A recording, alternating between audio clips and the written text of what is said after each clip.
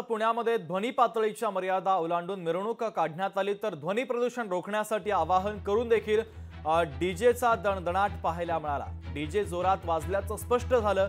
लक्ष्मी रस्ता आणि 10 प्रमुख चौकातील सरासरी 90 डेसिबल पेक्षा जास्त, बेलबाग चौक आणि होळकर चौकातील ध्वनी पातळी सर्वाधिक होती।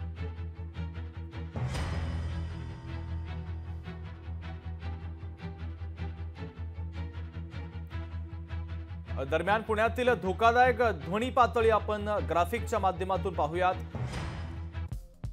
बेलबाग चौक मध्ये 99.0 डेसिबल, गणपती चौक 95 डेसिबल, टिळक चौक 96.7 डेसिबल, होळकर चौक 94.0 डेसिबल,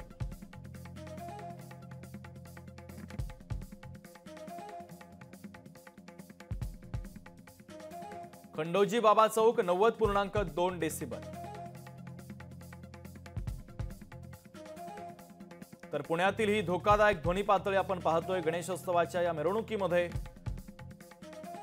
नियमांचं सर्रासपणे उल्लंघन करण्यात आलं आणि ध्वनी पातळी ही धोकादायक पातळीवर पोहोचलेली होती। लोकशाही मराठी ऐका, पहा, जागरूक रहा।